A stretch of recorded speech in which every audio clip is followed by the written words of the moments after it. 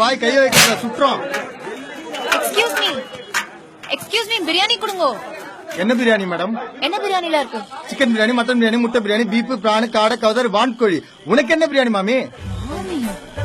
Fish biryani இருக்கா? ஆமா பிரியாணி இருக்கு, கொஞ்சம் மெல்லமா தான் வரும், பரவாயில்லையா? ஆட்டு பிரியாணி கொடுங்க.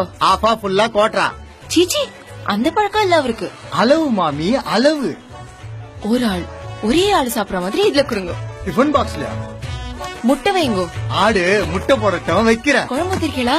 விட்டா கூட்டு பொரியல், பாயசம், பருப்பொடி முதல் கொண்டு கேப்பீங்க போல இருக்கு. எல்லாம் இருக்கு. காலமா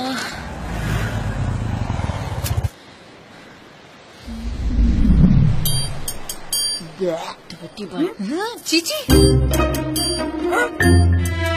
ஓச்சு மாட்ட பிரியா தூக்கி வீசிடுடி.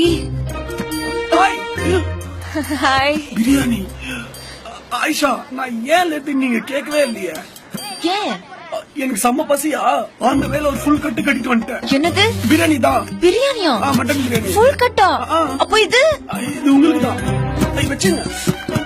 என்ன ஏங்க தந்துருக்கீங்க? டேய் போட. டேய் போட.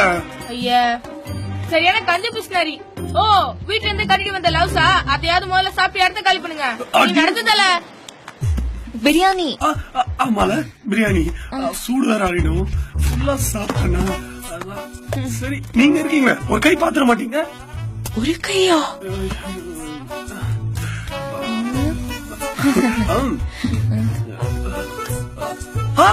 இது சூப்பரா சாப்பிடலாமே.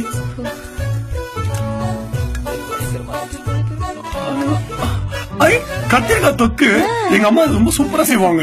எங்க வீட்லயும்.